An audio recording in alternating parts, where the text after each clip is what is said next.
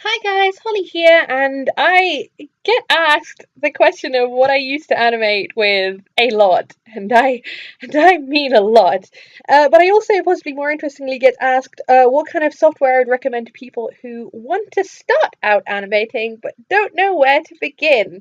So today I'm going to be giving you some options on stuff that you can use if you don't have a lot of money to go out and buy really expensive software and generally just want to get started on having a go at animation, but you just don't know what to do, which I think is good because I feel like a lot of people really want to get into this and have fun, and I feel like everyone should have the opportunity to try and get into animating because it's just great. I mean, this is a fun community, and I think that it's good to help people out. And if people don't know what to use, then here you go.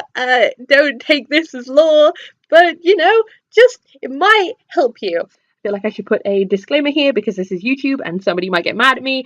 These are my personal opinions, and these may not be the best options, but they're free, so it's worth a try. There are probably other better software out there, but I don't know them. Also, this is not a paid promotion. They are not paying me to say this. I am genuinely saying that you should try out these softwares because I think they're good. Also, this is not an animation tutorial. I'll be covering the very basics of how to use these softwares, but I'm going to assume that you have at least basic knowledge of what keyframes are and things like that, because I just don't have the time to tell you all about animation in this video. I'm sorry. And also, I just want to say that I think that people put a lot of emphasis on what software you use. But I think that really you can be a good animator regardless of what software you use. I mean, back in the day, people used Paint and managed to get really surprisingly decent results. So people use Photoshop, people use Flash, people use some of the ones that I'll mention here.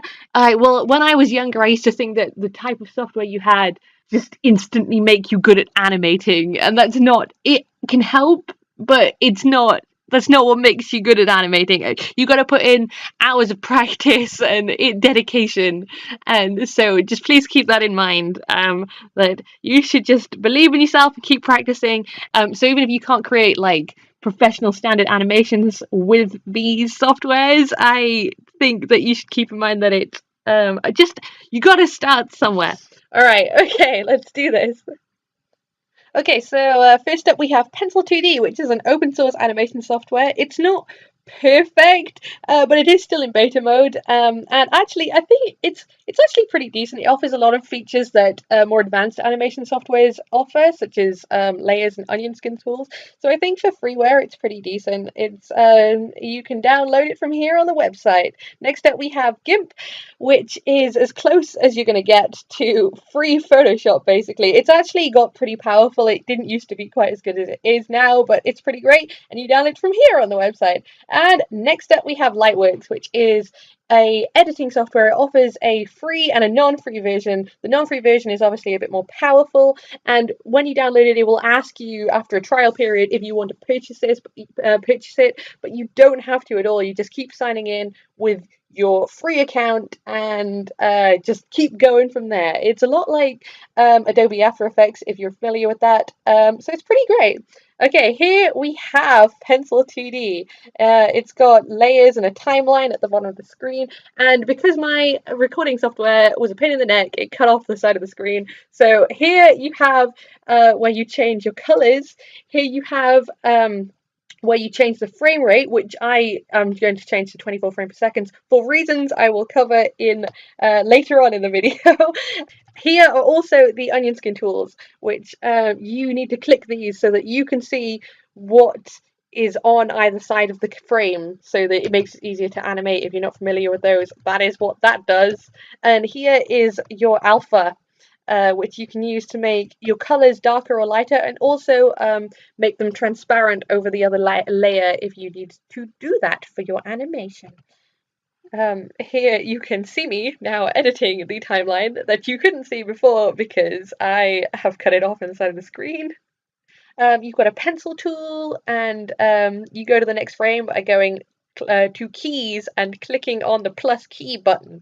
So it means that you can add as many frames in the frame rate as you want. So although it's set to 24 frames per second, you don't actually have to animate it 24 frames per second. It will hold the image of the previous keyframe before it. You also have a brush tool, which actually is pen pressure sensitive, unlike the pencil tool, which, as you can see here, is more scratchy, but it makes it easier to color lines if you don't mind having the fill colors come out a bit jagged. You know, in paint, because it's pixels, it doesn't always fill out the lines the way you want to. Well, the pencil tool does that. I think you can see in the top corner of this circle. I think I show it in a second. It leaves little white gaps sometimes, which can be a bit frustrating. Oh gosh, this pen is way too big. Oh gosh, I'm panicking. Yeah, there, see, it's just leaving out gaps. It's not great. But no, you can just resize your brushes to whatever you want them to be really freaking huge. It's got all the things. You've got smaller brushes, larger oh gosh, no. So I'm going to start animating something. I'm going to include most of what I'm animating, but I'm going to leave out stuff that I repeat because although I think it would be nice of me to include all of this, even though it's sped up, we would be here for about this video would be 20 minutes longer than it needed to. I actually recorded all of this from start to finish. I think it took about an hour, but you know, for software I didn't really know what I was doing with, I feel like that's not too bad. So now here I am. I'm going along adding each new drawing on each new keyframe, and you can see the one before it because of the onion skin tool, so it makes it easy to animate. And it's looks much smoother once you speed it up. The actual animation is pretty slow and choppy in the final product, but no, here it looks all right. It's very sketchy because okay, no, and I made a new layer and colored it in. This software has a really weird thing about layers. Normally layers, the layers above are visible over layers below them, whereas Paint Tool 2D does it the other way around, whereas layers below are visible over layers above them, which I don't feel makes much logical sense, but okay. Alright, Paint 2D. Here I am shading. I'm shading these layers, adding more. You have to add each keyframe individually on each layer, which means you can change shading differently. So if you had a still image, you could change the shading to be like flickering like fire if you wanted to. But it also can get a bit tedious because if you want to copy and paste everything, you have to you have to create a new keyframe and then copy what's on the frame and then paste it onto that other frame. I think there's probably a more efficient way of doing it, but because I actually hadn't used this software before today, I wasn't sure. Right now, you are in GIMP because I'm going to make some backgrounds for this animation. You go to File and New to create a new file, obviously, and you get your canvas here. And you have a wide range of brushes. It's basically, if you have ever seen Photoshop, it's basically like Photoshop. But if you haven't at all, I think it's pretty user friendly. You mostly click on stuff, just click on the squares to change color. I think when you hover over stuff, it shows you. It is pen pressure sensitive. I had issues with pen pressure sensitivity with older versions, but this newer release version, it has been fine. So no, I think it's a pretty self-explanatory software where I would definitely recommend looking at some YouTube tutorials if you are really, really baffled by it. But for the most part, I think it's pretty decent. And unlike like normal software, this one does layers the way it should do. So with this one, to export it, you have to go to File and then click Export As. Up there it says .png. You can change that to .jpeg, .bmp if you want to change the file type, but it's up to you really. Here, if you want to export them separately, you can click on the I button and it'll make them invisible, each layer invisible, and you can export them without showing the other layer. So here I exported these two things on two different layers, even though they were in the same document. So now I'm going to import them into Paint Pencil 2D by going to File and Import, and you can import images, or you can import an entire image sequence if you want to. You can even import movies in here. So if you have a made animation that you want to import into here, you can, and it'll open them up as keyframes in theory. Here I am struggling to find the thing I just saved, and here we go. I had to do a bit of fiddling with layers to make it be in the right place, and oh god, Pencil 2D, I feel like I'm complaining about it, but they're so finicky to move around. They just don't go where you want them to. That is my main complaint about this software, actually, is I hit the layers, man. And then I couldn't find the other file that I say, there it is, and I put that in below the other layers, and now we have all of these things, and it's animated. Look at it go. So to export, you go to File, Export. You can export it as a movie, which has AVI, WMV, and MOV files, or you can export it as an image sequence like I am doing here, which I prefer image sequences because they're nicer. It tries to export them in a weird size. I'm not sure why, but if you just change the resolution to 280 by 720, which is like standard low HD YouTube resolution, that should be fine.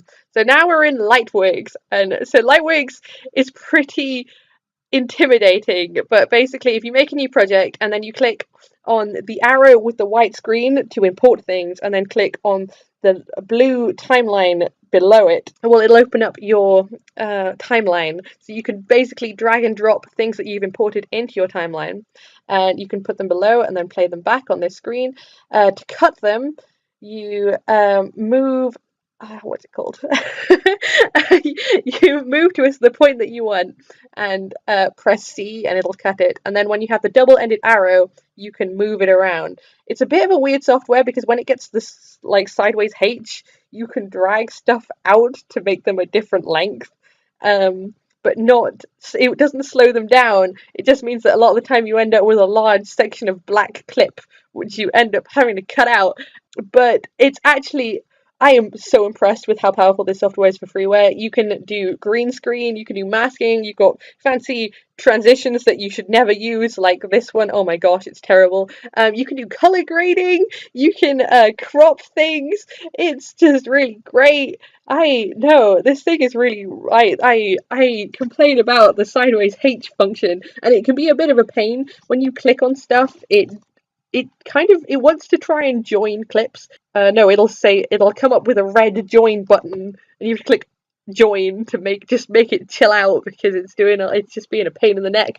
So, but for this animation, I'm just going to add a basic. It's sort of like an orange gradient-y color correction thing to make it look a bit more like it was dramatic fire. But I'm just showing off all this stuff. I'm genuinely impressed with by how much Lightworks can do, man. Look at it go, all this stuff. Look, you can even add like edgy.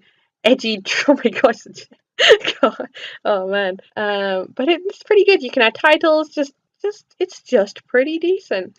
To add new tracks layers, you need to click on the advanced button, which is in the bottom right of the screen. Right click on the black part, the black area, and it'll come up with add tracks. It'll ask if you want to add a video track or an audio track, and you say whichever one you want. There we go, demonstrating the join thing. To export, you need to click on these blue keyframes and set them at the the beginning and end of your video. It took me ages to figure this out, and then when you go to export, you need to name it and choose where you want to export it to. Obviously, you can change the frame rate and the size, and then also you need to select use a marked section. This is really important because otherwise it won't export what you want it to export. Also, I forgot to mention the reason why that we had to set the Paint 2D frame rate to 24 frames per second was that Lightworks will not import things if they are under 20. I think it's 24 frames per second. It might be 18, but if it's under 24 frames per second, it'll say, no, I am not importing that, and it's really frustrating. Anyway, here is the finished thing. Look at it go. It's a blinky eye. Anyway, I hope this video was helpful to some people. Again, there's probably better options out there, but personally, I think these ones work pretty well, so I hope this was helpful to some people. Right, good luck, bye!